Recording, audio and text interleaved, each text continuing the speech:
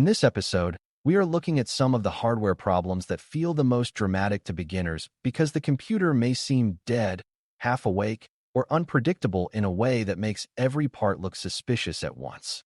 A machine may power on but show nothing, may beep instead of starting, may turn off by itself, or may work for a little while and then shut down when it gets hot. These are the moments when a new technician can feel pressure to guess, swap parts too quickly, or assume the worst before understanding what the system is actually trying to say. The good news is that low-level hardware problems often leave clues if you know where to look, and those clues usually appear in a few simple forms such as startup behavior, screen behavior, sounds, lights, heat, and power patterns.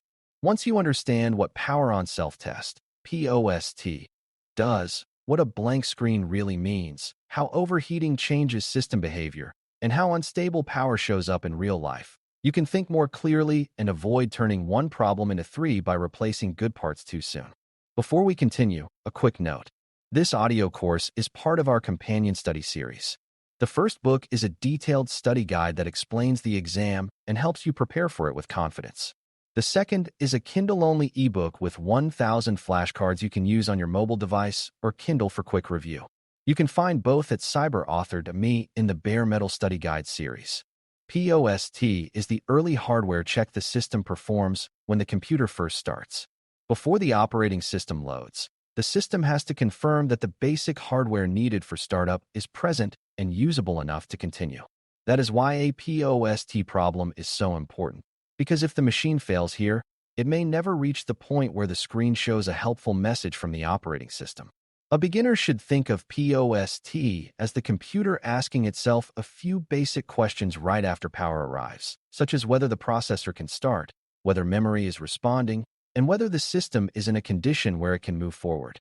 When POST fails, the computer often has to speak in simpler ways, using beeps, lights, or partial startup behavior instead of a full on-screen explanation. And that is why technicians pay close attention to those low-level signs instead of waiting for a detailed error message that may never appear. One of the first things a technician learns is that no power and no display are not the same problem. Even though users often describe both situations by saying the computer will not turn on. If absolutely nothing happens when the power button is pressed, the issue may involve wall power, the power supply, the front panel power path, or a deeper electrical failure. If the fans spin, lights come on, or the system seems active but nothing appears on the screen, that is a very different kind of clue because it means some power is present and at least part of the machine is trying to start. That difference matters because beginners often jump straight to blaming the screen or the motherboard without first deciding whether the system is truly lifeless or only failing later in the startup path. A blank screen can come from display problems, startup failure, memory issues, graphics problems, or firmware-related trouble, while complete lack of power points toward a much earlier failure in the system's ability to begin at all. A blank screen is one of the most misunderstood symptoms in beginner support because it sounds simple but can hide several different problems. Sometimes the system is actually booting but the display path is broken, which can mean the monitor is off, the brightness is too low, the wrong input is selected, the cable is loose, or the display output being used is not the one the hardware expects. Other times the blank screen is not really a display problem at all, because the system never reached a point where video output could begin normally.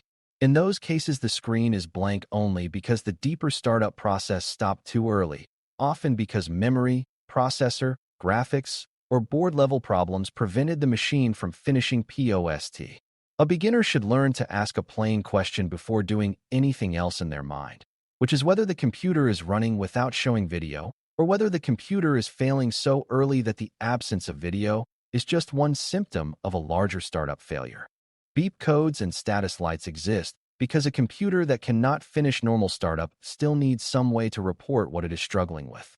A short pattern of beeps or a sequence of flashing lights may be the only language available when the screen cannot yet show useful information.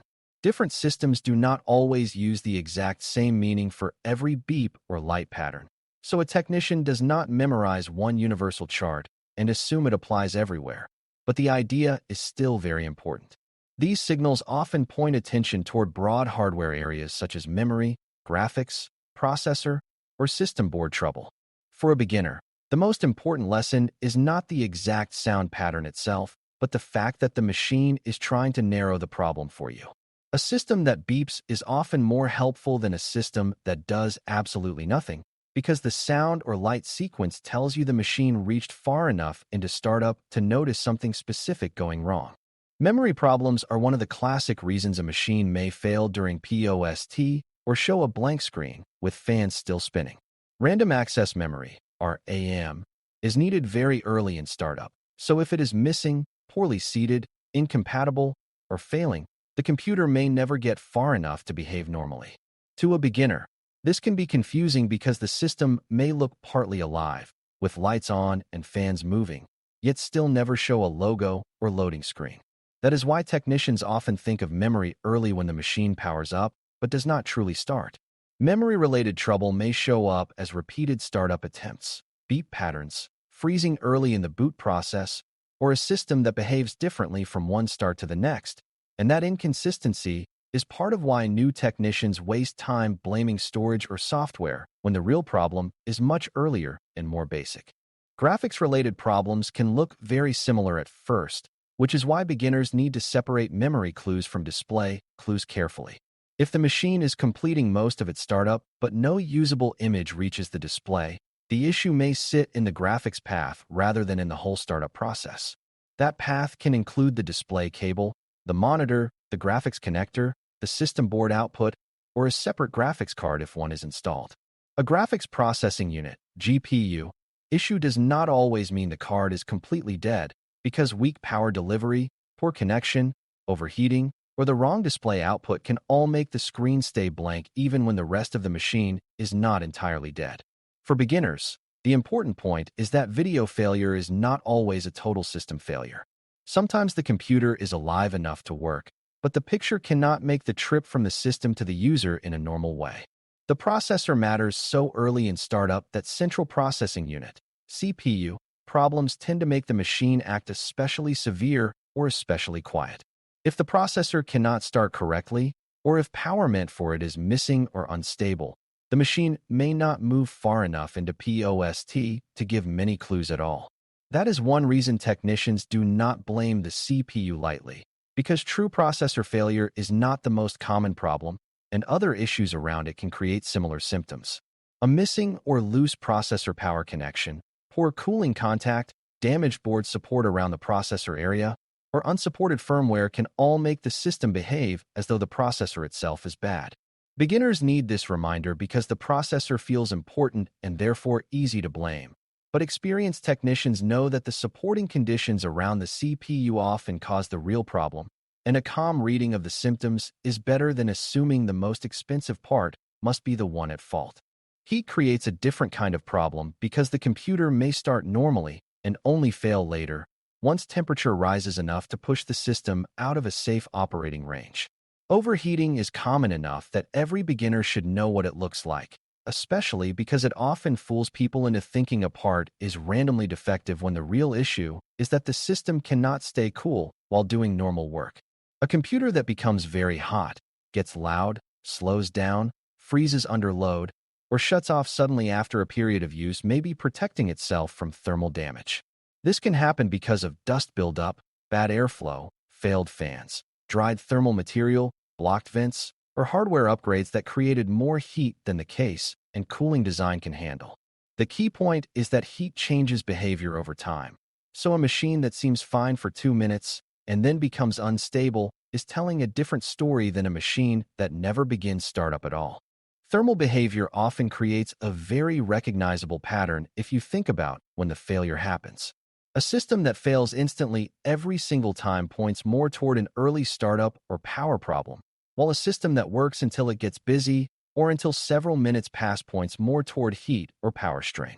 That does not make overheating the answer every time, but it gives technicians a very useful way to sort symptoms in their minds. A laptop that becomes extremely warm and then turns off during video playback, or a desktop that shuts down during gaming or heavy work, is showing a pattern that fits thermal trouble or unstable power far more than it fits a simple monitor problem. Beginners should notice this because time matters during diagnosis. When the problem happens can tell you almost as much as what the screen looked like when it happened, and that timing helps reduce blind guessing. Power problems are another major cause of strange startup and shutdown behavior, and they can be especially deceptive because poor power can make healthy parts look bad. A power supply unit, PSU, that is weak, aging, overloaded, or poorly connected may allow the machine to turn on and then fail when the system asks for more electrical stability. That can show up as sudden shutdowns, brief startup attempts, restarts, freezing during heavy activity, or a machine that behaves differently depending on what hardware is active. For beginners, one of the biggest lessons is that unstable power rarely announces itself with a message that says power is bad. Instead, it creates symptoms all over the machine because every major part depends on the same electrical foundation. When the foundation is shaky, the processor, storage, graphics, and memory can all misbehave in ways that tempt a new technician to blame them one by one, even though the deeper problem is below all of them. Sudden shutdowns are a very useful symptom to understand because they often point toward heat, power, or both rather than toward ordinary software trouble. If a machine turns off sharply with no graceful warning, especially under load, that is often a sign that the system is protecting itself from temperature danger or that the power being delivered is no longer stable enough to continue. Users may describe this as random, but technicians know random and unexplained are not the same thing. When shutdowns happen during demanding work, after the machine warms up, or when a stronger graphics card or other upgrade has been added, those details matter because they suggest the problem may be tied to power draw or cooling limits rather than to a completely unrelated software issue. For a beginner, the practical idea is simple. If the machine dies hardest when it is working hardest, think seriously about power and heat before replacing other parts.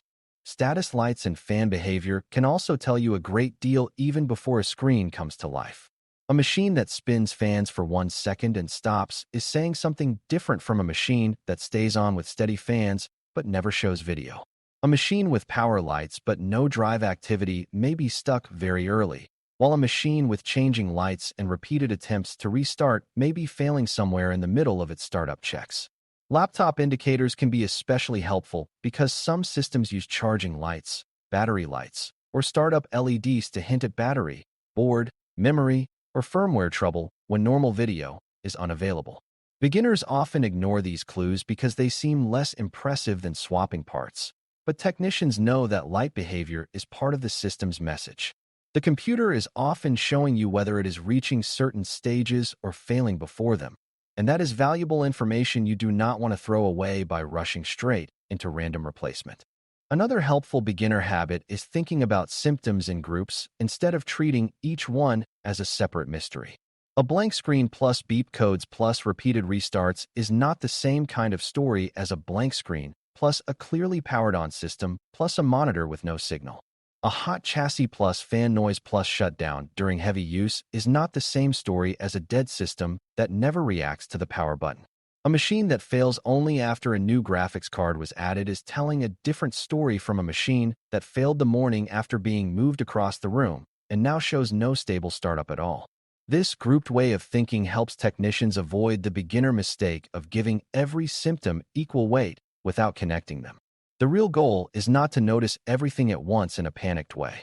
The real goal is to notice what belongs together and what those combined clues are most likely trying to tell you. There are also a few classic mistakes that beginners should try hard to avoid. One is assuming a blank screen always means a dead motherboard, when the real cause could be as simple as a wrong input, bad cable, memory problem, or graphics path issue.